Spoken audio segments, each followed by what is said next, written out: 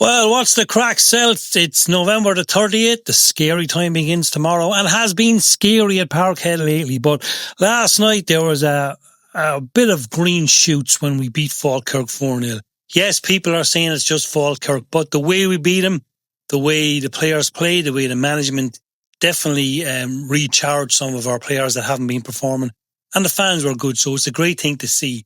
Now, Martin O'Neill is not going to be manager by the end of the season. That is a prediction I think most people can make. And I'm going to go through some of the management's team that could be in place by, we'd say, the end of the current international fixtures, which is November sometime. Anyway, here who I think is not going to be a manager. Craig Bellamy. He would be a long shot. He doesn't have much experience. I mean, I think he's only in charge of Wales 12 times. I haven't been watching Wales, but a lot of people are saying they're playing some good stuff. He is an ex-player, so that could go for him, but I just don't think the management would take the punt. And I think he'll stay with Wales to see will they qualify for the World Cup. Next on to Robbie Keane. Well, Robbie Keane, of course, Irish, ex-Celtic player, albeit on loan. His management in football has been good so far in Israel and Hungary. And I think Israel might be the reason that he won't be the manager because a lot of the fans won't like that. Of course, we all know the political views of most Celtic fans, and him being a manager in Israel during the conflict might not go down too well. But the board is the board, and they have shown in the past that they don't think about the fans. But I don't think Robbie Keane will be the manager. Next on to that would be who most people would like, would be the Bodo Glint manager. Excuse me if I get this wrong. Chiel Knutson, I think his name is.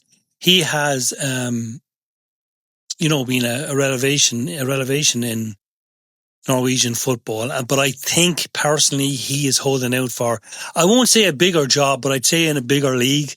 Maybe, the Crystal Palace job next year when that comes up, or somewhere in the Premiership.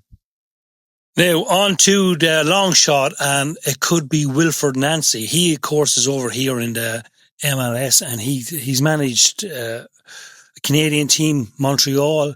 And now he's the current manager of Columbus Crew, and he's done really well in the league. He's won 3 trophies. Could be a long shot. I wouldn't be surprised the way the board goes, because personally, a lot of people didn't know who Ange was, Ronnie Delia. All those kind of managers that the board just brought out of the blue. Now, on to Ange. Ange, of course, I think would be a great fit.